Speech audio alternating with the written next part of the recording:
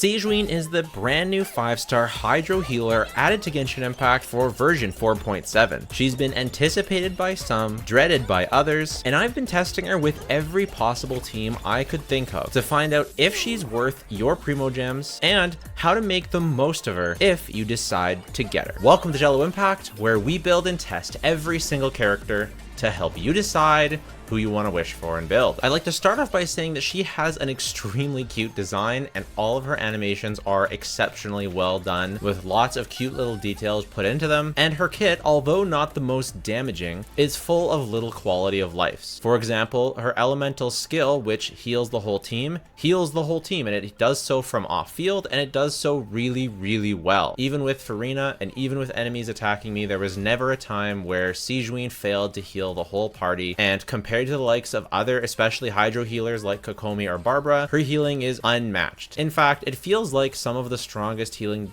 in the game, all things considered. My team was constantly topped off, and it doesn't matter whether you have her signature or a 4-star weapon or what you're doing, she heals a lot. Her skill deals some HP damage, although unfortunately its duration isn't super long. It's only 10 seconds, so if you're relying on it for healing, it's not so bad, because usually that last 5 to 10 seconds, it's okay to not have as much healing around for. But with an 18-second cooldown, your Hydro application, if you're relying on Sigewinne, and her healing, if again you need it during that time, it can definitely suffer. Her burst has a pretty high 70 energy cost, and in a lot of teams you won't be building around your burst and often won't be using it at all. She does have full interruption resistance while in her burst, which is absolutely hilarious, but there's also no way to switch out of it, so if you accidentally press it and you didn't mean to, you're locked into the animation for the whole duration. It does decent damage if you build for it, because it is based off of her max HP, but with only a 2.5 second duration and an 18-second energy cost, it's just not enough DPS to really build anything around. She has a passive that buffs elemental skill damage done by your party up to 10 times, and unfortunately this is 10 times shared by your whole party. So if you were thinking of making a team focusing on elemental skill damage, like was my first instinct, such as with Chiori and Albedo and Furina, well, unfortunately that just won't go that well, because she only buffs 10 instances of skill damage, and it's shared across all of these characters. So Furina will take some, Albedo will take some, Chiori will take some, and before they've all done, 3 hits, that's it, you're out of elemental skill buffs. If you ran Navi on the team, for example,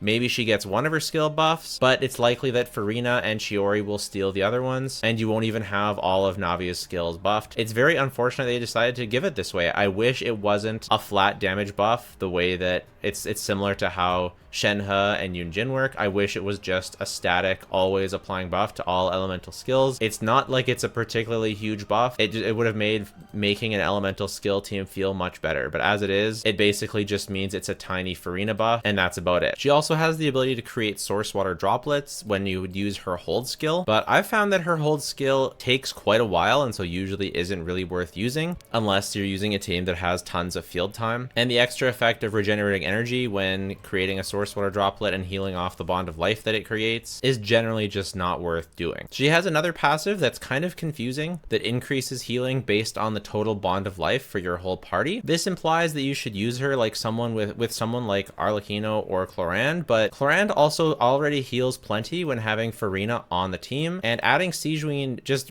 greatly reduces the total damage you're able to do, and Arlecchino can't be healed at all, so really doesn't want Sigewinne on the team. So I'm really confused as to what this passive would be for. If I hear about it, I'll put it in the pinned comment, because I can't think of anything that this is good for, but I'm sure you guys will correct me and I'll add it to the pinned comment. Any corrections that I learn after release will be in the pinned comment. Now that we understand her kit, let's finish off with any pros and cons that I might have missed. Her Hydro application comes mainly from her skill, and it's pretty low, it's pretty slow, and it only lasts, again, 10 seconds, so not very good off-field Hydro application. This makes for pretty lackluster play in a lot of teams where you want an off-field Hydro character, and her burst only lasting 2.5 seconds makes it hard to build a team around, although I did find myself wanting to use it because it is so cute, and it does okay damage and pretty good Hydro application when you're using it. It's just not really the best. I think the next con is that Hydro characters, it's very saturated. There are a lot of Hydro characters and they're very strong, and although they're very good by the nature of being Hydro, they're often good because either A, they do a lot of damage, B, they give a buff, or C, they have a lot of hydro application. And unfortunately, Sigewinne doesn't have a lot of hydro application, she doesn't do a lot of damage, and she doesn't give a very big buff. So unlike characters like Furina or Neuvillette or Yelan, she just doesn't offer the same value that other 5-star hydros give. And even versus the likes of Kokomi, she doesn't have the same amount of hydro application, even though her healings are significantly better. So she feels like a character that's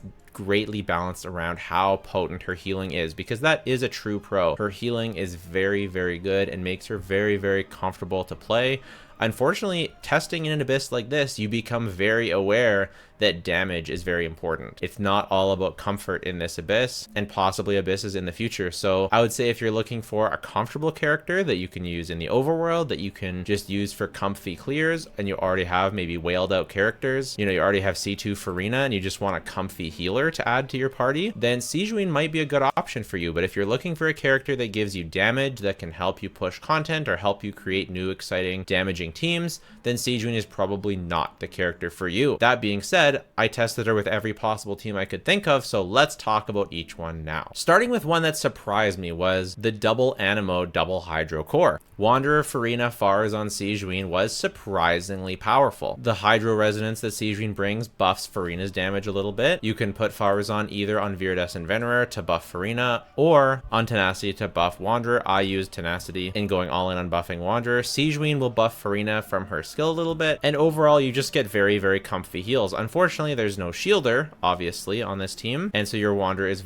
liable to getting staggered, and Sigewinne doesn't do a whole lot to buff Wanderer. So you're definitely better off running Bennett in this slot, but because this team is so powerful at a baseline, if you have one for Farazan at Constellation 6, it still performs very well. And Sigewinne's definitely carried here for sure, but it is a very comfortable and very solid team that I was able to get some pretty decent clears with. I would give this team like a B, because Sigewinne is not best in slot here and also not the most comfortable unit here. You'd rather have a shielder, but it's still pretty comfortable and still pretty good, so it could be good for some people, but I definitely wouldn't recommend someone wishing for Sigewinne to make this team. Next is going to be Freeze. I tried to replace Kokomi in the Ayaka Freeze team, and to be honest, I really didn't like it at all. Sigewinne, all she can provide is Favonius Warbow energy for Ayaka, and although that's nice, it's nothing near what Kokomi on Thrilling Tales can provide, along with Kokomi's much better Hydro application. So overall, kind of a dud. I highly would not recommend wishing for Sigewinne for this team. I suppose if you have her, it is functional if the Abyss is freezable, but again, her Hydro uptime is so bad that you're almost just better off running Bennett and killing your enemies faster with Melt. One freeze team that I thought was okay was Wriothesley Furina, so double Hydro freeze. The team has a little bit funky rotations to try and actually get both Cryo and Hydro swirls, as that is very important. And the team was okay with both Furina and Wriothesley doing damage and Kazuha swirling for both, with Sigewinne providing good healing, but overall, I would much rather have a Cryo healer such as Charlotte, who can obviously heal. She can apply Cryo that you can swirl, and she can provide potentially Thrilling Tales for Wriothesley. So overall,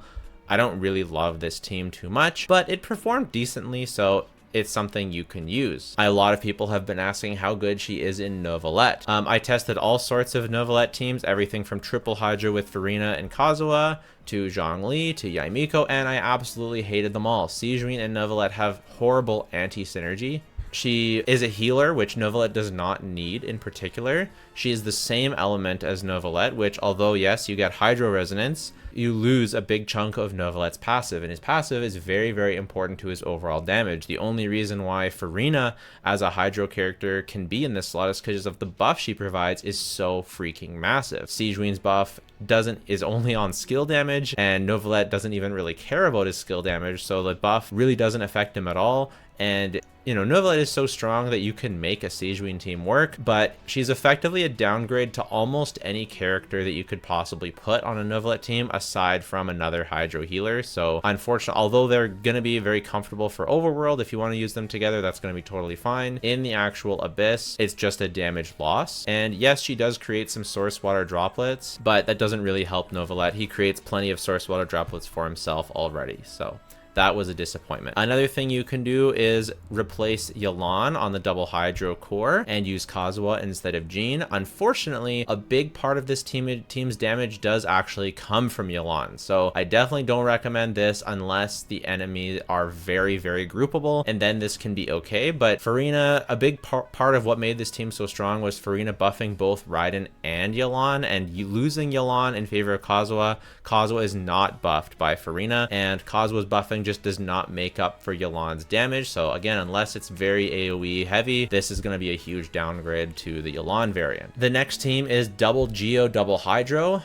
This was where I first realized the limitations for Sigewinne's buff. I was excited to try this team thinking she'll buff everyone's skill damage, and then obviously further reading into her passive realized how poor the synergy was. It's okay, it can clear, it's not too bad. I was kind of a little bit impressed by the Navia version. I thought that Navia Chiori or Navia Albedo or Navia Zhongli with Furina Sigewinne was actually pretty good. It was better than I thought. It was not as much of a downgrade to the Bennett version or the Shenyun version as I thought it would be. It's definitely still a downgrade, but it's something that you can run. If you just like these characters and you think that they're cute together, it's pretty good. It's definitely 36 starable. I didn't hate it. Next is going to be Taser, and you can run either Hyper Sigewinne or Healer Sigewinne. Both yielded about the same results to me. I'll talk about the different builds later on, but that's where you either build Sigewinne for healing or build her for damage. Again, both were about the same for me. She heals plenty even in damage build. And you have Furina buffing Sigewinne and Yoimiya if you're building Sigewinne for damage, and Kazuha buffing everyone. It's a Taser team. It's pretty good. It's pretty comfortable. You can use either Yoimiya or Official.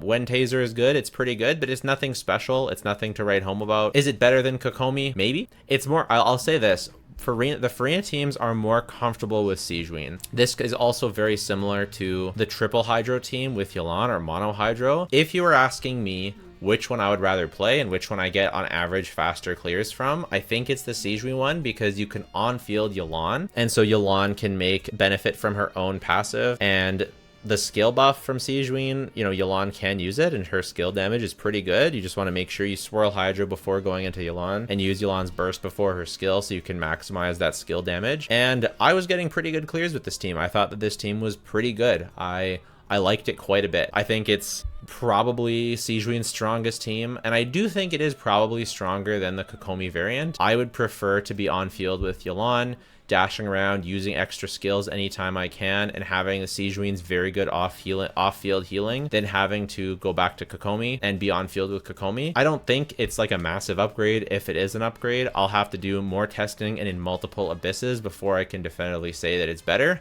But I liked it. I thought that this was a good team. I think that if but it's kind of like, you know, you have Furina, Kazuha, and Yelan. These are some of the strongest characters in the game. So it would kind of be sad if it wasn't good, but at the same time, Sigewinne's healing really does make it very comfortable to play. So I like it. I do like it. I like this team. If you want a strong Sigewinne team, then I recommend going for this one. You definitely want to do, this team will definitely scale heavily off of vertical investment. So if you have Yelan's weapon, if you build Yelan with a bit less energy recharge, if you have Furina's C1 or C2, if you have Sigewinne constellations. We'll talk about Sigewinne constellations in a minute. They're very, very good. But I tested this team with and without Yelan's signature weapon, and just with Yelan at C0. I'd have C1, but I only used one charge of her skill. And again, team was pretty good. Team got pretty fast clears. I like it. This is an actual good team. This is the first good team on this list. You can use Furina National or Sigewinne National with the Furina Bennett Shengling core. It's good because this core is good. You'll get a few more vapes from Shengling, but it's definitely worse than other things that you can do.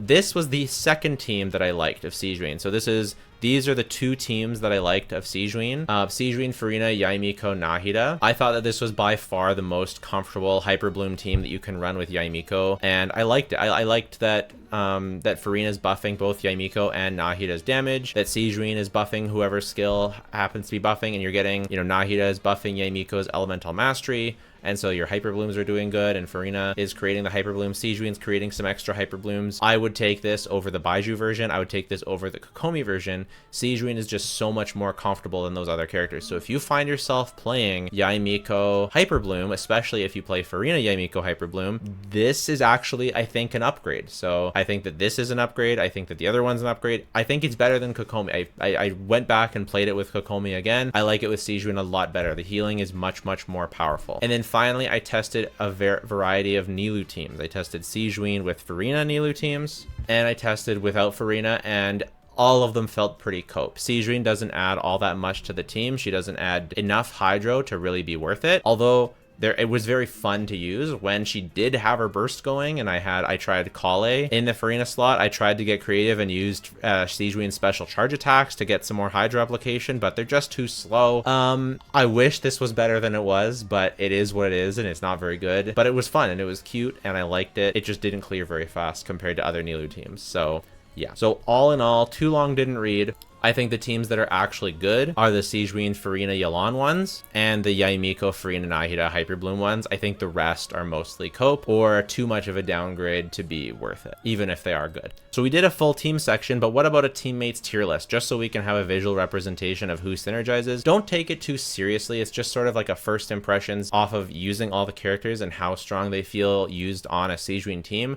Furina obviously is in a league of her own. Sigewinne is definitely balanced around having Furina on the team and feels very unimpactful if you don't. So Furina goes up in S tier, and all of these characters I would say have decent teams with her. I guess I would put Nahida and Yaimiko ahead of kind of the rest of them because, and oh, I forgot to put Yelan in here. Maybe so it's more clear. I'll do this. I'll put her best teams in the S tier and then the solid ones in the lower tiers. Maybe I'll put Navia up here. I think this is pretty accurate. Maybe, I'm not sure if Keqing and Raiden should maybe go up as they can kind of do similar things to the Yaimiko one. Sino is also going to be around the same level as Keqing and Raiden. And then obviously Novelette's better than F-, but I did put it there to dissuade you from trying to play them together if you're trying to do damage. If you're trying to be cute, awesome. If you're just trying to do damage, great. Don't recommend playing Novelette with Sigewinne for damage. For her build guide, if you want to max out her buff, you want to level 90 her. I would say that if you're trying to save on resources, you can leave her at level 80, but of course her buff is based on her max HP and her damage is also based on her max HP. So if you're going to build her for damage, if you're going to build her for buffing, like to take full advantage of it, you do want to level 90 her, but it's not like a super significant buff. It's not a very large buff, so it can be worth saving resources by leaving it at 80. For talents, you want to prioritize her skill. That's where her healing comes from, and if you're going to use her burst, you obviously want to level it, but it's definitely a lower priority, and you can leave your normal attacks unleveled. You're not really going to be using them. They are attack scaling, not HP scaling, which, see, these say max HP. This doesn't say anything, so it's attack.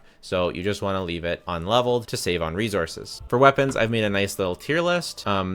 This website doesn't have her signature up just yet. It will be soon. But her weapon is her best weapon. It provides HP as a substat, and a lot of it, 66% HP, is a huge amount, and it further increases HP in the passive and gives her some crit rate. So her signature weapon is definitely her best, but unless you have constellations, it's not really going to be doing all that much for you because she has plenty of HP already. She gets plenty of buffing. It's just not all that impactful of a weapon. I didn't really notice, honestly, whether I had it or not. It's just super cute for the drip, but it is going to be her best in all scenarios. Aqua Simulacra also gives some HP, 16%, so it's generally going to be her second best. Quite a bit less than 66 plus extra, but hey, it's something, and it does give her some damage as well. Recurve Bow is going to be your free-to-play weapon of choice. It gives also HP. It's barely worse than Aqua, so that's pretty funny. I actually deleted Recurve Bow, but you make sure you save your recurve bows, and that is a perfectly valid free-to-play weapon for a Constellation 0 Sigewinne.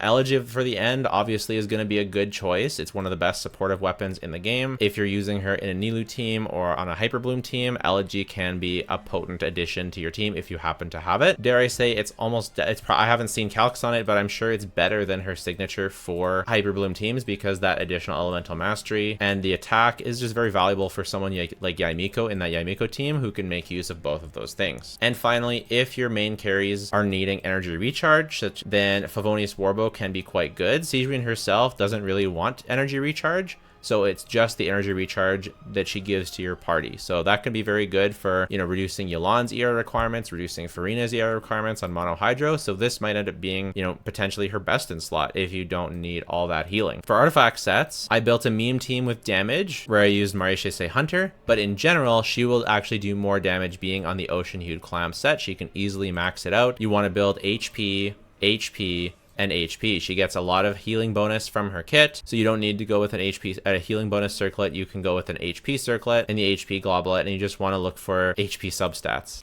If you don't have an Ocean Hue Clam, but you do have a Song of Days Past, it is very, very, very similar in overall team damage. It can be a little bit more inconsistent, and it can vary whether it's slightly better, slightly worse, but just go for whichever one you have a set of already, which is going to be more efficient for you. And then in the meantime, if you don't have either of these full sets, you can do a two-piece. I would recommend getting one of these two sets, either Strongboxing Ocean Hued, or if you happen to want to farm Song Days Past, you can do it. But one of these two, so get one of these two sets eventually. For vertical investment, Sigewinne's constellations are very impactful for her team's damage. Miss Splitter Reforged, you can go check them out. They made this awesome little chart which shows Sigewinne plus Furina's damage, so those two characters, how much damage they do versus constellations versus what Sigewinne's like at C0. C1 being a 35% increase, C2 being a 56% increase.